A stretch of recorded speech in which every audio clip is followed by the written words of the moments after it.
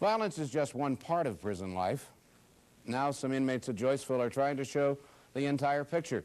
They've turned the television cameras on themselves to give an insider's look at life behind bars. Here's Newsline's Terry Marcotte.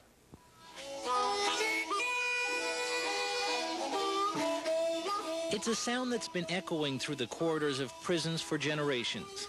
Now people from the outside are hearing it more often. At a medium security prison near Kingston, the inmates are not only in front of the cameras, they're behind them, as they try to tell a story many people don't understand, their story. This opens the door and opens the eyes to the public to let them see that, yeah, we're all human beings. I live here. I do call it home for now, yeah.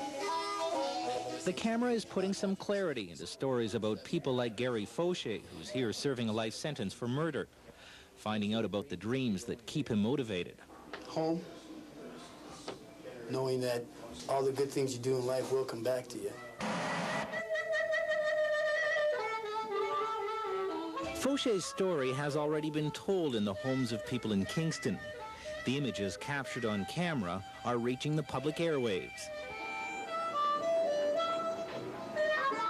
A producer at the local cable station came up with the idea. Jumps into a cell, pulls out his favorite book, The Nasty Girls. Let the inmates show what life inside a federal prison is really like. Brian Judge calls his show Contact. There will come a day where it won't be experimental anymore, where it will be a very standard thing to see this. I have no doubt that what you see today in the very early beginnings of Contact, you will see in 3 to 5 years from now as a program in the institutions across the country. Some viewers have complained about giving convicted criminals free airtime twice a week. But for the most part, Judge says the feedback has been positive. The cable company has given the inmates some old equipment and showed them how to use it. The cameramen themselves, they're getting really good at what they do. But no one is telling the inmates what to shoot. You know, I had a good life when I was out there. Not the cable people, not even officials inside the prison. The one thing I like is that they have balanced off the programs. In other words, the crew will talk to an inmate on a subject such as classification, but then they follow it up with an interview with a classification officer.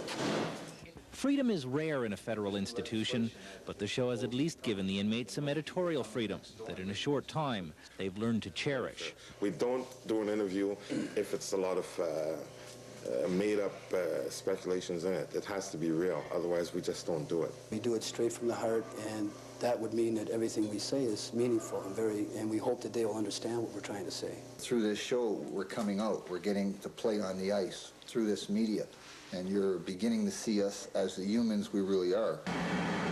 The inmates now spend a lot of time talking to each other, putting their new tool to use to repair some of the bridges damaged along the way here. They have stories to tell, and now many believe their stories are getting out with a little more clarity. Terry Marcotte, CJOH News, at the Joyceville Institution.